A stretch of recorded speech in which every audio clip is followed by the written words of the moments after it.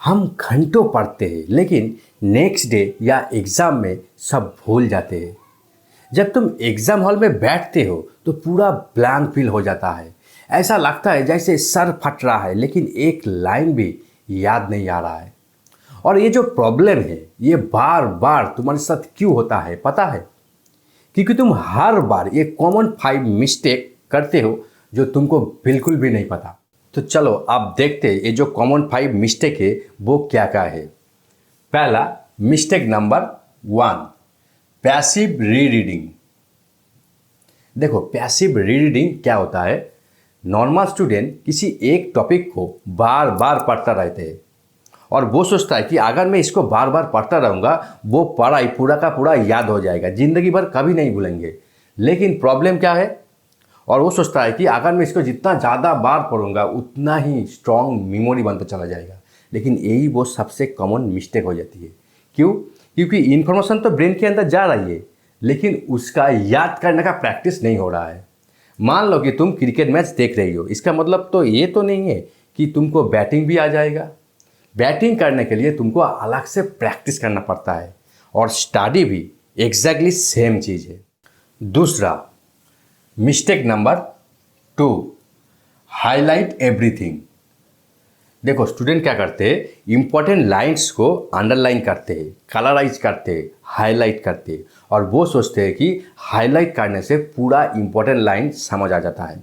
लेकिन असली याद और समझ बनती ही नहीं है। मान लो कि तुम जिम का मेंबरशिप ले लिया, इसका मतलब ये तो नहीं है कि तुमको बॉडी बन जाएगा, क्योंकि बॉडी बनने के लिए तुमको अलग से वर्कआउट करना पड़ता है। वैसे ही हाईलाइट करने से मेमोरी स्ट्रांग नहीं होता। Next mistake number 3, last minute cramming. देखो लास्ट मिनट क्रैमिंग क्या होता है? स्टूडेंट एग्जाम से एक दिन पहले घंटों पढ़ाई कर लेते, एक ही दिन के अंदर 8-8 घंटे 10-10 घंटे पढ़ाई कर लेते और वो सोचते हैं कि अगले दिन एग्जाम में जाके पूरा का पूरा आंसर लिख के आएंगे। लेकिन प्रॉब्लम क्या होता है? उसका जो शॉर्ट टर्म मेमोरी है वो ओवरलोड हो जाता है, जिससे उसका लॉन्ग टर्म याद रखने की जो पावर्स होती है वो बिल्ड नहीं हो पाता है। मान लो कि तुमने जिम गई हो और एक ही दिन के अंदर 10 घंटे एक्सरसाइज कर ली, तो क्या होगा? तुम्हारा बॉडी या मसल्स टूट जाएगी। वैसे ही ब्रेन भी सेम वे में काम करता है। अगले point mistake number 4, studying with constant distraction. देखो क्या होता है, स्टूडेंट जब पढ़ते रहते हैं ना वो मल्टीटास्किंग करते रहते हैं। पढ़ते वक्त फ़ोन में नोटिफिकेशन आए तो नोटिफिकेशन चेक करने के लिए चला गया, पढ़ते पढ़ते बीच में थोड़ा बहुत रील्स कॉल कर लिया, सोशल मीडिया चला लिया, गेमिंग कर लिया, गाना सुन लिया, इस तरह का डिस्ट्रैक्शन में वो पढ़ते हैं। देखो इससे प्रॉब्लम क्या होता है, ब्रेन क्या करते हैं कि डीप फोकस मोड पे जा ही नहीं पाता। अगर हर 2 मिनट के अंदर कोई भी आके तुमको डिस्टर्ब करे, क्या वो तुम डीप थिंकिंग कर पाओगे? नहीं ना। बिल्कुल ब्रेन को भी अनइंटरप्टेड फोकस चाहिए, नहीं तो वो डीप फोकस मोड पे जा ही नहीं पाता। और last point mistake number 5, never testing yourself. देखो स्टूडेंट क्या करते हैं, किसी एक चैप्टर्स को वो बार बार पढ़ते रहते हैं लेकिन उस चैप्टर से जो क्वेश्चन आता है ना वो खुद से कभी टेस्ट नहीं करते, या उस चैप्टर का जो कॉन्सेप्ट वो खुद से कभी एक्सप्लेन करने की कोशिश नहीं करते। इससे प्रॉब्लम क्या होता है, जब एग्जाम हॉल में ब्रेन को बोला जाता है सडनली कि तुम याद करो, तब ब्रेन पैनिक मोड पे चला जाता है या पूरा ब्लैंक फील हो जाता है। क्यों होता है? क्योंकि ये जो याद करने का जो प्रोसेस है ना वो पहले कभी नहीं किया गया है, इसीलिए इस तरह का प्रॉब्लम हो जाता है।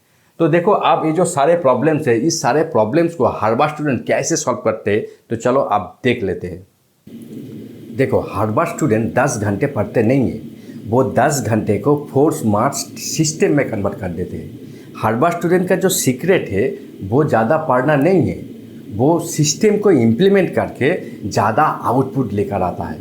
ठीक है, जैसे कि मान लो कि लॉन्ग टर्म में याद रखना और किसी चीज़ को जल्दी याद कर पाना, इस तरह का वो सिस्टम और प्रोसेस बिल्ड करती है।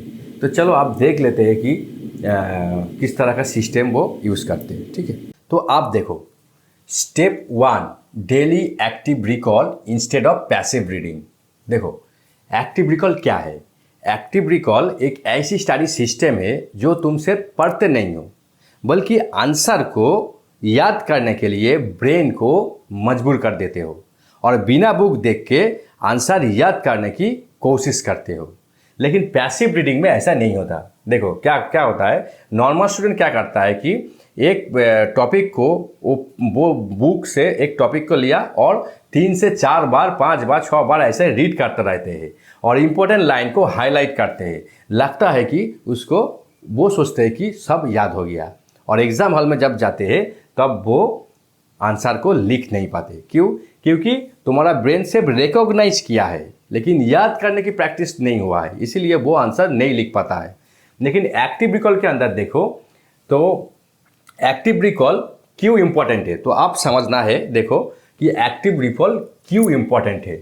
एक्टिव रिकॉल में क्या होता है कि जब तुम आंसर याद करने की कोशिश करते हो ना, तब तुम्हारा ब्रेन स्ट्रगल मोड में होता है, बहुत ज़्यादा स्ट्रगल करता रहता है। इससे क्या होता है, तुम्हारा ब्रेन एक्टिव हो जाता है, तुम्हारा मेमोरी कनेक्शन और ज़्यादा स्ट्रॉन्ग हो जाता है, और जो तुम्हारा जो लॉन्ग टर्म मेमोरी रिटेंशन वो भी बहुत ज़्यादा इम्प्रूव हो जाता है।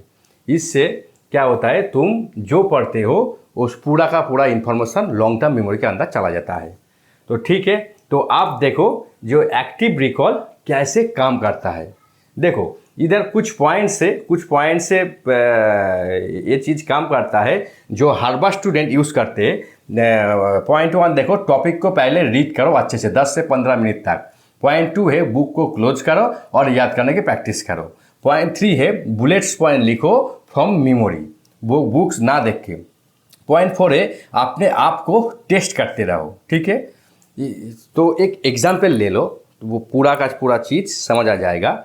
मान लो कि तुम हिस्ट्री का चैप्टर पढ़ रही हो जो 1857 का रिवॉल्ट, द रिवॉल्ट ऑफ 1857, यानी 1857 का क्रांति, जिसको 1857 का विद्रोह भी बोला जाता है। ठीक है, पहले क्या करना है, उस चैप्टर को अच्छे से डीपली कॉन्सेप्ट क्लियर करना है। सिर्फ मेमोराइज नहीं करना है, अच्छे से कॉन्सेप्ट क्लियर करना है। ठीक है, अब कॉन्सेप्ट क्लियर हो गया, टॉपिक को रीड कर लिया, 10 से 15 मिनट 20 मिनट या 50 मिनट भी लगे तो कुछ परवाह नहीं है, क्योंकि पहले क्या करना है, कॉन्सेप्ट को डीपली क्लियर करना है। हो गया पॉइंट 1। अब क्या करो, पॉइंट 2 में क्या करो कि बुक को क्लोज करो। आप क्या करना, बुक्स और जो नोट्स जो तुम पढ़ रहे हो ना उसको क्लोज करो और खुद से कुछ क्वेश्चन क्रिएट करो, जैसे कि ये जो रिवॉल्ट कब हुआ, क्यों हुआ, कौन कौन से लीडर इन्वॉल्व थे, और ये जो विद्रोह का अल्टीमेट रिजल्ट क्या था। इस तरह का खुद से ही कुछ क्वेश्चन क्रिएट करो और उसको बिना बुक देख के आंसर याद करने की कोशिश करो। ठीक है, क्योंकि शुरुआत के दिन में थोड़ा बहुत गलती होगा, वो प्रॉब्लम नहीं है। ठीक है, गलती होने दो, कोई प्रॉब्लम नहीं है, लेकिन क्या करना है, तुम्हारा ब्रेन को फोर्स करना है याद करने के लिए। ठीक है, तो ठीक है, आप क्या करो, देखो पॉइंट नंबर 3, बुलेट्स पॉइंट्स लिखो फ्रॉम मेमोरी। क्या है कि तुमने जब कॉन्सेप्ट को क्लियर कर लिया ना, आप क्या करो कि कुछ बुलेट्स पॉइंट्स लिखो जो मेन चीज़ होता है। कि जैसे कि मान लो कि 1857 रिवॉल्ट स्टार्ट हुए थे 1857 के अंदर, को बोला जाता है इंडिया का पहला और फर्स्ट इंडिपेंडेंस विद्रोह थे। ठीक है, तो देखो अब क्या करना है कि पॉइंट 4 में क्या करना है, अपने आप को टेस्ट करो। मतलब क्या करना है, तुम जो कॉन्सेप्ट क्लियर कर लिया, उस कॉन्सेप्ट को जितना क्वेश्चन तुम क्रिएट कर सकते हो खुद से वो करो, या उस चैप्टर से तुम्हारा एग्ज़ाम के अंदर और PYQ के प्रीवियस ईयर क्वेश्चन के अंदर कितने सारे क्वेश्चन आया है, उस क्वेश्चन को उठा लो, उसको आंसर करने की कोशिश करो, कोशिश करते रहो। ठीक है, तुम जितना ज़्यादा कोशिश करते रहोगे उतना ही बेहतर होगा। क्यों? क्योंकि इससे ब्रेन में क्या होता है, देखो जब तुम इस तरह का स्ट्रगल करते हो ना, तब क्या होता है कि ब्रेन एक इन्फॉर्मेशन छोड़ता है। ब्रेन बोलता है कि ये बार बार ऐसे याद करता है, मतलब ये चीज़ इम्पॉर्टेंट है, इसको लॉन्ग टर्म मेमोरी के अंदर सेव करो। ठीक है, और उसी से क्या होता है कि तुम्हारा जो इन्फॉर्मेशन है वो लॉन्ग टर्म मेमोरी के अंदर सेव हो जाता है। जिससे क्या बेनिफिट होता है, देखो बेटर लर्निंग तुमको मिलता है। ठीक है, स्ट्रॉन्गर मेमोरी मिल जाता है और रिजल्ट भी लॉन्ग लास्टिंग होता है। जैसे हर बार स्टूडेंट यूज़ करते हो, हर बार स्टूडेंट बार बार पढ़ते नहीं है, वो जितना ज़्यादा हो सके उतना ही खुद को टेस्ट करते रहते हैं, इसीलिए वो इतना ज़्यादा आगे निकल जाता है। ठीक है, तो चलो आप देखते हैं स्टेप 2 में क्या है। तो चलो आप समझ लेते हैं step 2। Step 2 space repetition plus short intense session 50/10 rule. तो देखो इधर क्या है, मैंने क्या किया कि एक साइड पे नॉर्मल स्टूडेंट लूप दिखाया है और दूसरी साइड पे फॉरगेटिंग कार्ड दिखाया है, और इधर नीचे देखो 50/10 रूल को इलाबोरेट किया है। तो पहले समझ लेना है कि देखो एक्चुअली क्या होता है, तुम 8 घंटे कंटिन्यूअसली पढ़ने के बदले तुम 50 मिनट के लिए डीप स्टडी सेशन रखो plus space revision timing system use करो। इससे क्या होता है कि देखो हर बार स्टूडेंट ज़्यादा पढ़ते नहीं हैं, वो मेमोरी के सिस्टम को स्मार्टली यूज़ करते हैं। देखो नॉर्मल स्टूडेंट क्या करते हैं, एक न्यू टॉपिक पकड़ लेते हैं, ठीक है, उसके बाद क्या करते हैं वो पैसिव रीडिंग करते हैं, मतलब वो एक ही चीज़ को बार बार पढ़ते रहते हैं। और क्या करता है कि नो प्रैक्टिस, इसका मतलब है कि वो कभी उस चीज़ को दोबारा रिवाइज नहीं करते। ठीक है, उसके बाद देखो वो क्या करते हैं कि लास्ट मिनट क्रैमिंग, इसका मतलब है कि नॉर्मल स्टूडेंट क्या करते हैं, एग्ज़ाम से एक दिन पहले एक ही दिन के अंदर घंटों पढ़ाई कर लेते हैं, एक ही दिन के अंदर 8-8 घंटे 10-10 घंटे पढ़ाई कर लेते हैं। इससे क्या होता है कि उसका जो ब्रेन है वो ओवरलोड हो जाता है, शॉर्ट टर्म में ओवरलोड हो जाता है, और जो इन्फॉर्मेशन है वो शॉर्ट टर्म के लिए याद रखते हैं, लॉन्ग टर्म के लिए याद नहीं रख पाते। ठीक है, उसके बाद क्या करता है वो एग्ज़ाम में जाता है और वो सोचता है कि अगर मैं एग्ज़ाम में जाऊंगा पूरा का पूरा आंसर याद हो जाएगा और लिख के आऊँगा, लेकिन ऐसा हो नहीं पाता। उसके बाद क्या होता है देखो पुअर रिजल्ट, वो क्या करती है, इसीलिए वो उसका रिजल्ट भी पुअर हो जाता है। ऐसा नहीं कि नॉर्मल स्टूडेंट पढ़ते नहीं है, वो पढ़ते हैं, घंटों पढ़ाई करते हैं, हार्ड वर्क भी करते हैं, लेकिन उसका मार्क्स ज़्यादा नहीं आ पाते जो टॉपर्स को आ जाता है। ठीक है, तो ठीक है, आप समझ लो कि ये जो स्पेस रिपीटेशन या 50/10 रूल क्या है। देखो स्पेस रिपीटेशन का मतलब है कि स्पेस रिपीटेशन एक टेक्निक है जहां तुम एक गैप देकर एक चीज़ को रिवाइज करते हो। एक टॉपिक को मान लो कि एक टॉपिक तुमने पकड़ लिया और एक दिन बाद फिर से रिवाइज किया, 2 दिन बाद फिर से रिवाइज किया, इस तरह का तुम गैप में रिवाइज करते हो, उसको बोलता है स्पेस रिपीटेशन। और ये जो 50/10 रूल क्या है, मतलब कंटिन्यूअसली तुम 50 मिनट के लिए किसी एक टॉपिक पे फोकस करते हो और 10 मिनट के लिए तुम ब्रेक ले लेती हो। ठीक है, तो अब क्या करना है कि ये जो स्पेस रिपीटेशन और 50/10 रूल ये क्यों इम्पॉर्टेंट है पहले समझना है। तो इसीलिए पहले स्पेस रिपीटेशन के मैं समझाऊंगा, इसीलिए ये जो कार्व है ये कार्व समझना जरूरी है। और ये कार्व जो ये है ना बहुत ही आसान है, आप यूँ ही समझ जाओगे, तो ध्यान से सुनना। देखो क्या है, कार्व के अंदर मैंने एक्स एक्सिस में क्या किया, टाइम दिया। ठीक है, एक्स एक्सिस टाइमिंग दिया और वाई एक्सिस को मैंने रिटेंशन में फोकस किया। रिटेंशन का मतलब क्या होता है, जो तुम याद करने का जो कैपेसिटी होता है, कोई भी चीज़ तुमने पढ़ा है उसको आंसर याद करके निकालने की जो क्षमता होती है उसको बोला जाता है रिटेंशन। ठीक है, तो इधर देखो क्या है, मैंने 0 से 30 डेज तक किया है एक्स एक्सिस को, और वाई एक्सिस को देखो पहले मैंने 0 से 100 तक किया है। ठीक है, और ये जो रेड कलर का जो कार्व देख रही ना, इसको बोलता है कि फॉरगेटिंग कार्व। और यही जो सिस्टम है यही वो ब्रेन साइंस है। देखो क्या है कि मान लो कि तुमने किसी एक टॉपिक को पढ़ लिया, ठीक है, अच्छे से पढ़ लिया, और जिस दिन तुमने पढ़ा उस दिन तुम्हारा ये होता है 100%। ठीक है, लेकिन अगले दिन वो रिटेंशन गिर कर 70% हो जाता है। समझ लिया ना, 70% हो जाता है, और फिर 2 दिन बाद वही रिटेंशन गिर कर 50% में चला जाता है, और 7 दिन बाद 25% में चला जाता है, और 30 डेज या 1 महीने के बाद वो पूरा का पूरा गिर के 10% में चला जाता है। और इसीलिए वो याद नहीं रख पाता है। यही वो ब्रेन साइंस है, तुम्हारा जो ह्यूमन ब्रेन है इसी नेचर में काम करता है। इसीलिए क्या करना है, तुम्हारा ये जो स्पेस रिपीटेशन है ना, ये बहुत ही ज़रूरी हो जाता है। ठीक है, तो चलो आप समझ लेते हैं कि 50/10 रूल का क्यों इम्पॉर्टेंट है। ठीक है, 50/10 रूल इसलिए इम्पॉर्टेंट है, देखो तुम्हारा जो ब्रेन होता है ना, तुम्हारा ब्रेन किसी एक चीज़ पे कंटिन्यूअसली फोकस नहीं कर सकते, इसीलिए 10 मिनट के लिए ब्रेक होता है। देखो ये साइंटिस्ट ने भी रिसर्च करके प्रूव किया है कि ह्यूमन ब्रेन किसी एक टॉपिक के अंदर ज़्यादा से ज़्यादा 45 मिनट से 50 मिनट तक फोकस रख सकता है। ठीक है, और उसी का चीज़ें इधर दिया है, इसीलिए 50/10 रूल को यूज़ करना ज़रूरी हो जाता है। ठीक है, तो चलो आप क्या करना है, देखो तुम्हें क्या करना है।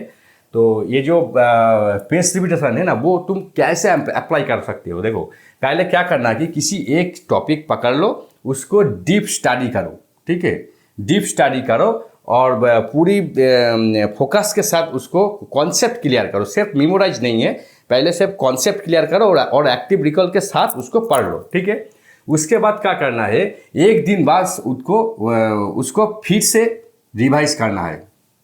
ठीक है, एक दिन बाद, क्योंकि तुम्हारा जो रिटेंशन गिर जाता है 70% में, एक दिन बाद फिर से रिवाइज करना है। दूसरे दिन क्या करना है, दूसरे दिन फिर वही टॉपिक को रिवाइज करना है। तुमने जो क्वेश्चन किया था उस क्वेश्चन को आंसर करने की फिर से कोशिश करो। ठीक है, अगर आंसर नहीं आ रहा है तब जाके फिर बुक खोल के सिर्फ उसी पार्ट को देखना जो तुम भूल गई हो। ठीक है, और आफ्टर 7 डेज बाद भी एक बार फिर से दोबारा रिवाइज करना पड़ेगा। ठीक है, इसीलिए ऐसा ही रिवाइज करते करते तुम 30 डेज एक महीने के बाद पहुंच जाओगे। अगर तुमको वो भी याद है पूरा का पूरा तब तो ठीक है, लेकिन याद नहीं हो रहा है, अभी भी प्रॉब्लम हो रही है, तो उसका बाद फिर से तुमको रिवाइज करना पड़ेगा। ऐसा ही 1 महीने, फिर 3 महीने, फिर 7 महीने, ऐसे करके तुमको जाना है। ठीक है, और स्पेसिफिकेशन तो हो गया, तुम कैसे अप्लाई कर सकते हो मैंने दिखा दिया। आप देखो क्या है 50/10 रूल को कैसे तुम अप्लाई कर सकते हो। देखो 50/10 रूल में क्या करना है, पहले किसी एक टॉपिक को पकड़ लो और उस टॉपिक को no phone, no distraction, one topic only, full focus के साथ पढ़ो। 50 मिनट के डीप स्टडी सेशन रखो जिसमें कोई भी डिस्ट्रैक्शन नहीं होना चाहिए। ठीक है, उसके बाद क्या करना है, 10 मिनट के लिए तुमको ब्रेक लेना है। जैसे कि मान लो कि स्ट्रेचिंग कर लेना है, पानी पीना है, आंखों को रेस्ट देना है, लेकिन मोबाइल कभी भी, स्मार्टफोन या यूट्यूब शॉर्ट या इंस्टाग्राम रील्स को कभी भी नहीं चलाना है। ठीक है, तो इससे क्या होता है, देखो इससे बेनिफिट्स क्या होता है पहले ये समझ लेना चाहिए। क्योंकि देखो अगर तुम 50/10 रूल को इम्प्लीमेंट करते हो, इससे बेनिफिट हो जाता है, बेटर फोकस हो जाता है, और क्या होता है, लेस टायर्डनेस। क्योंकि मैंने पहले ही बोला है कि ह्यूमन ब्रेन किसी एक चीज़ पे कंटिन्यूअस फोकस नहीं कर सकते, इसलिए तुमको टायर्डनेस या फैटिक आ जाता है, उस फैटिक को रिमूव कर देता है। और क्या करता है कि तुम्हारा जो प्रोडक्टिविटी है उसको बहुत ज़्यादा बढ़ा देते हैं। और क्या करता है, बेटर रिटेंशन भी मिल जाता है, मतलब तुम्हारा लॉन्ग टर्म मेमोरी के अंदर वो चीज़ सेव हो जाती है।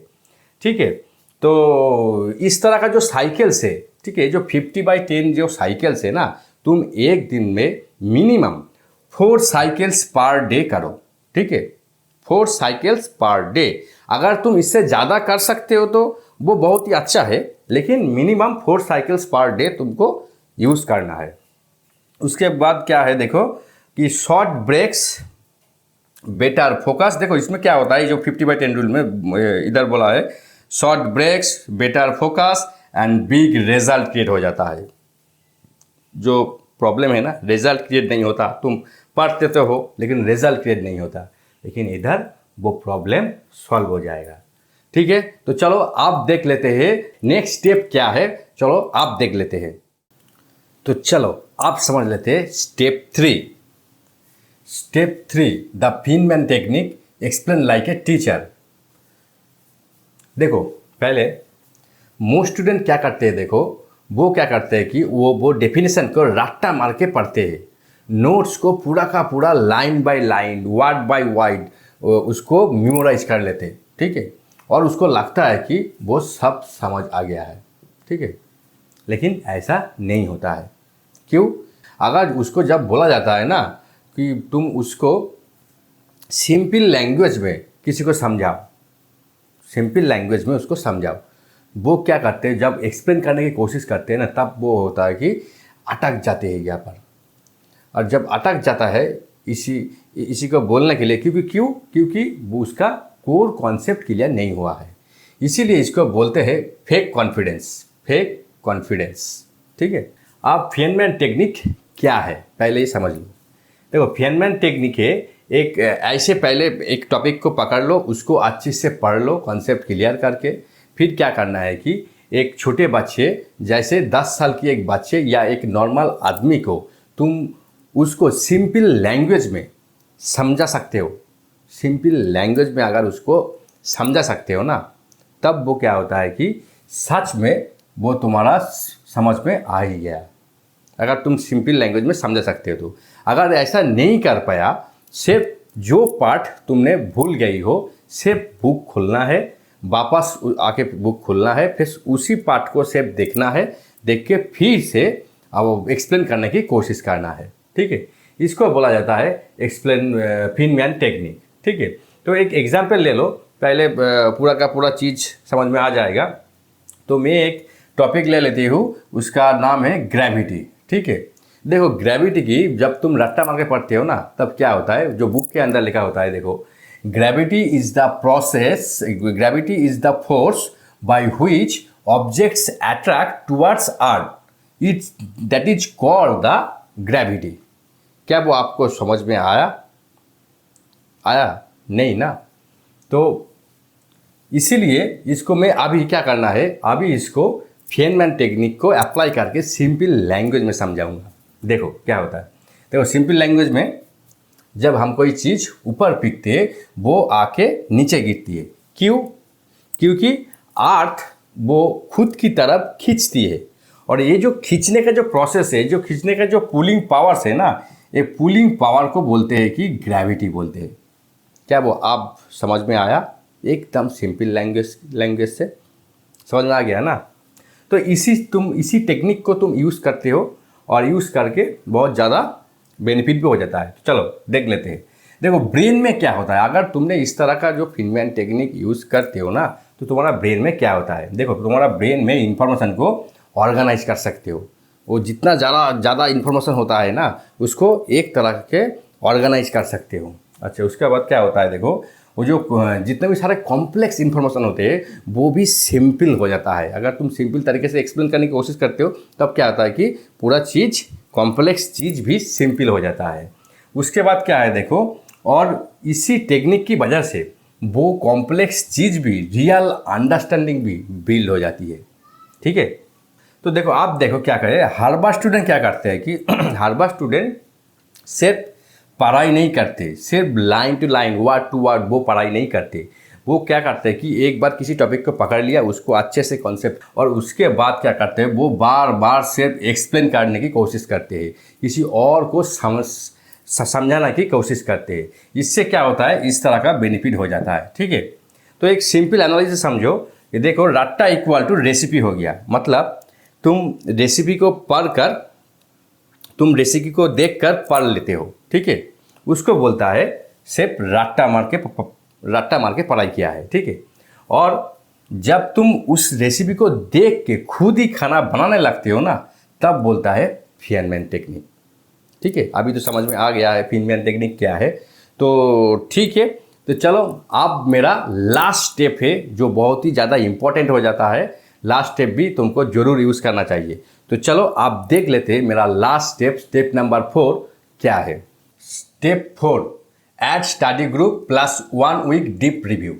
देखो, पहले मोस्ट स्टूडेंट क्या करते हैं, देखो, वो अकेला पढ़ते हैं, वो सिर्फ नोट्स को रखते हैं, सेम इजी टॉपिक को बार बार पढ़ते हैं, और एग्जाम में जब क्वेश्चन ट्विस्ट आ जाता है, तब पूरा का पूरा कंफ्यूज हो जाता है। ठीक है। तो अब देखो, तुमको क्या करना है कि पहले एक ग्रुप स्टडी करना है। इसीलिए पहले क्या करना है कि स्मॉल स्टडी ग्रुप बनाओ। एक 2 से 4 लोगों का एक स्मॉल स्टडी ग्रुप बनाओ, जो हर कोई एक टॉपिक को एक्सप्लेन करेगा। ठीक है। और एक दूसरे को वो क्या करता है कि एक दूसरे को क्वेश्चन करेगा। ठीक है, इस तरह का एक ग्रुप बना लो। तो इससे देखो, इससे बेनिफिट क्या होता है, देखो अगर इससे बेनिफिट होता है कि जब तुम इस तरह का ग्रुप डिस्कशन करते हो ना, तब क्या होता है कि तुम्हारा कॉन्फिडेंस बिल्ड हो जाता है और जितना भी सारे वीक पॉइंट्स है तुम्हारा, वो भी पकड़ में आ जाता है और जल्दी अंडरस्टैंडिंग भी, और क्लियर एंड जल्दी अंडरस्टैंडिंग भी हो जाता है। ठीक है, तो एक एग्जांपल ले लो। देखो मैंने क्या किया कि इधर मैंने चारों लोगों को ले लिया है। एक का नाम है रवि, अमन, सोहन और नेहा, और सब लोग हिस्ट्री पढ़ रहे हैं। ठीक है, तो रवि क्या कर रहा है कि 1857 क्रांति का वो एक्सप्लेन कर रहा है, और अमन क्या कर रहा है कि मुगल एम्पायर को वो एक्सप्लेन कर रहा है, और सोहन सिर्फ क्वेश्चन अराइज कर रहा है, और नेहा क्या करेगा कि नेहा सिर्फ मिस्टेक को बताया कि कहाँ मिस्टेक हो रहा है। ठीक है, अगर इस तरह का तुमने ग्रुप स्टडी और ग्रुप डिस्कशन करते हो ना, तो फायदा क्या है, देखो एक टॉपिक इक्वल टू 2 बार लर्निंग हो जाता है। मतलब कि तुम खुद जब पढ़ रही हो वो तो एक बार लर्निंग हो जाता है, वो एक बार रिवीजन हो जाता है, और दूसरा जब तुम ग्रुप डिस्कशन में पार्ट लेती हो ना, जब तुम सुन रही हो, किसी ने बोल रही हो, तो अब भी एक रिवीजन हो जाता है। तो इससे दोनों बेनिफिट हो जाता है। ठीक है, तो ये गया ग्रुप डिस्कशन। अब क्या करना है कि हर वीक के एक दिन तुमको डीप रिव्यू करना है। ठीक है, डीप रिव्यू करना है। ओके, वो कैसे, देखो वीकली डीप रिव्यू 10 से 15 मिक्स्ड क्वेश्चन ले लो, जैसे कि डिफरेंट टाइप्स ऑफ सब्जेक्ट को रखो, जैसे कि हिस्ट्री, जियोग्राफी, साइंस, मैथ्स, इस तरह का सब्जेक्ट रखो, और उसी से 10 से 15 क्वेश्चन बनाओ। ठीक है, उसके बाद क्या करना है कि और उस क्वेश्चन को आंसर सॉल्व करो विदाउट नोट्स देख के, मतलब नोट्स नहीं देखना है, नोट्स देख के आंसर सॉल्व करो, और एक टाइमर लगा लो। ठीक है, जिससे उस टाइम के अंदर ही तुमको पूरा का पूरा क्वेश्चन सॉल्व करना है। उसके बाद क्या करना है कि एक ऐसे माहौल बनाओ ना जो रियल एग्जाम की जैसा फील हो। ठीक है, और जब टाइम ख़त्म हो जाता है, जब आंसर को डिस्कस करते हो ना, तब क्या होता है, देखो तब तुम्हारा जो गलती है ना, गलती कहाँ होती है, कहाँ हुई है, वो भी पता चल जाता है, और क्वेश्चन के अगर क्या क्वेश्चन में प्रॉब्लम है वो भी पता चल जाता है, और ये भी पता चल जाता है कि तुम्हारा अभी तक कॉन्सेप्ट क्लियर है या नहीं है। ठीक है, वही है। तो ये था तुम्हारा डीप रिव्यू करने का तरीका। तो देखो क्या है कि ब्रेन में क्या होता है, देखो इधर देखो, ब्रेन में क्या होता है, देखो ये मेथड ब्रेन को एग्जाम प्रेशर हैंडलिंग करना सिखाता है। ठीक है, और दूसरी क्या हो जाता है कि फास्ट थिंकिंग तुम कर सकते हो इसके जरिए। अगर तुम इस तरह का ग्रुप डिस्कशन और वीकली रिव्यू करते हो ना, तुम फास्ट थिंकिंग भी कर सकते हो। और क्या होता है कि रियल प्रैक्टिकल एप्लीकेशन तुम जब कर रहे हो ना, और एग्जाम जैसा फील भी कर सकते हो। जब तुम एग्जाम में जाकर इतना ज़्यादा एग्जाम हॉल में बैठकर जो प्रेशर आता है ना, उसको भी तुम हैंडल कर सकते हो। देखो सिर्फ रीडिंग से ही स्किल नहीं बनती। ठीक है, तो ये था बहुत कुछ चीज़ों। तो आप देखो अकेला प्रैक्टिस इक्वल टू क्या होता है कि घर के अंदर ही तुम सिर्फ बैट घुमा रही हो। ठीक है, और स्टेप 4 इक्वल टू क्या होता है कि रियल मैथ्स, मतलब यार study group plus weekly review करते हो ना, तब क्या होता है कि तुम रियल मैथ्स प्रैक्टिस कर रहे हो। अगर तुमने रियल मैथ्स प्रैक्टिस किया तो तुम्हारा परफॉर्मेंस जरूर इम्प्रूव होगा। ठीक है, तो यही वो स्टेप 4, मतलब ये जो चीज़ हुआ है ना, मैंने 4 स्टेप में आपको बताया कि हर बार स्टूडेंट कैसे वो इस तरह का मेथड यूज़ करके वो स्मार्टली आगे निकल जाता है, और तुम इतना ज़्यादा हार्ड वर्क करने का बाद भी रिजल्ट क्रिएट नहीं हो पाता है। ठीक है, तो मैं बोल सकती हूँ कि अगर तुमने इस तरह का 4 स्टेप खुद से इम्प्लीमेंट किया ना, 1 महीने के बाद ही तुमको रिजल्ट आना स्टार्ट हो जाएगा। ज़रूर इस तरह का 4 स्टेप इम्प्लीमेंट करो, तुमको रिजल्ट देखना स्टार्ट हो जाएगा। अगर इस तरह का ये जो मैंने स्टेप बताया है, कोई भी क्वेश्चन तुम्हारा मन में है तो वो मेरे को कमेंट में जाके पूछ सकते हो, मैं ज़रूर जवाब दूंगा। और अगले वीडियो कौन सी टॉपिक में करूँगा वो भी तुम बता सकते हो मेरे को। ठीक है, तो आज तो इतना ही, और मिलते हैं नेक्स्ट वीडियो की एक गेम चेंजिंग स्ट्रेटेजी के साथ, और तब तक के लिए बाय।